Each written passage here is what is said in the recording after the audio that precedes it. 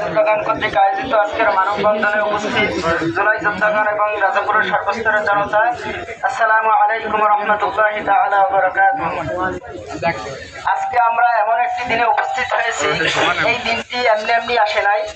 এই দিনটি আমরা কিনে নিয়েছি। এই দিনটি আমরা কিনেছি 2000-এর অধিক শহীদের রক্তের বিনিময়ে। এই দিনটি আমরা কিনেছি 30,000-এর অধিক ভাইদের ছাত্র জনতার বন্ধুত্বের বিনিময়ে। কিন্তু জুলাই গণ অভ্যুত্থানের পরবর্তীতে যে স্পিরিট এবং প্রত্যাশা নিয়ে এই সরকার গঠিত হয়েছে, সেই স্পিরিট এবং প্রত্যাশা পূরণে এই সরকার সম্পূর্ণরূপে ব্যর্থ হয়েছে। এই সরকারের প্রধান কাজ হওয়া উচিত ছিল যে গণ অভ্যুত্থানের সাথে যারাই জড়িত, যারা এই অভ্যুত্থানে হত্যা চালিয়েছে, গণহত্যা চালিয়েছে, তাদেরকে বিচারের সম্মুখীন করা। কিন্তু আমরা দেখতে পাচ্ছি সরকারের উচ্চপদস্থ কর্মকর্তা থেকে একদম সর্বনিম্ন পর্যন্ত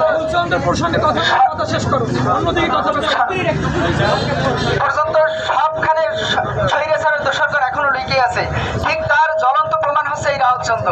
তিনি সাভারের ছাত্র সিয়াম হত্যা মামলার 5 নম্বর আসামি, কিন্তু তারপরেও তাকে এখানে ট্রান্সফারের মাধ্যমে তাকে দায়িত্বে বহাল তবিয়তে রাখা হয়েছে।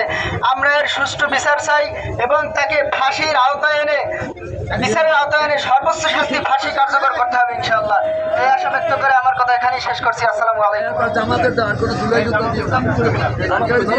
এ পর্যায়ে আমাদের সামনে আসসালামু আলাইকুম ওয়া রাহমাতুল্লাহি ওয়া বারাকাতুহু। বিসমিল্লাহির রহমানির রহিম। হুব্বুল ওয়াতানি মিনাল ঈমান। প্রিয় বন্ধুগণ, আমরা এখানে কেন উপস্থিত হয়েছি আপনারা সকলেই জানেন। জুলাই যোদ্ধার ব্যানারে স্বৈরাচারের খুনি রাহুল চন্দ্রের পদত্যাগ এবং তাকে গ্রেফতারের দাবিতে আমরা এখানে আজকে দাঁড়িয়ে আছি। তাই আমি বলতে চাই, হুব্বুল ওয়াতানি মিনাল ঈমান, দেশপ্রেম ঈমানের অঙ্গ। তাই পরিপ্রেক্ষিতে আমরা এখানে সমবেত হয়েছি। আমরা দেশকে রক্ষা করার জন্য, আমাদের এই দেশে পূর্ণভূমিকে পবিত্র করার জন্য, এই খুনিদের বিচারের জন্য আমরা এখানে দাঁড়িয়েছি।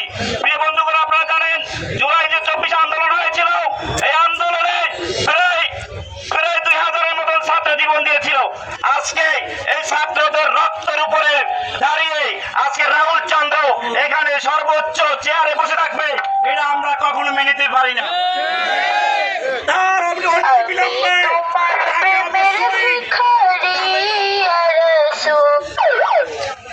তাকে অনেক বিলম্বে পদত্যাগ করে আইনের মাধ্যমে তাকে অবশ্যই সর্বোচ্চ শাস্তির আওতায় আনতে হবে। রাহুল চন্দ্র এখানে যেন আর একটা দিন না থাকতে পারে, যেন প্রশাসনকে অতি বিলম্বে তাকে গ্রেফতার করে সর্বোচ্চ শাস্তি দিতে হবে। আমরা জুলাই যোদ্ধা হিসেবে এভাবে একজন খুনিকে আমাদের সর্বোচ্চ চেয়ারে বসে থাকবে সেটা আমরা বরদাস্ত করতে পারি না। এই জন্য আবু সাঈদ মুক্ত জীবন দেয়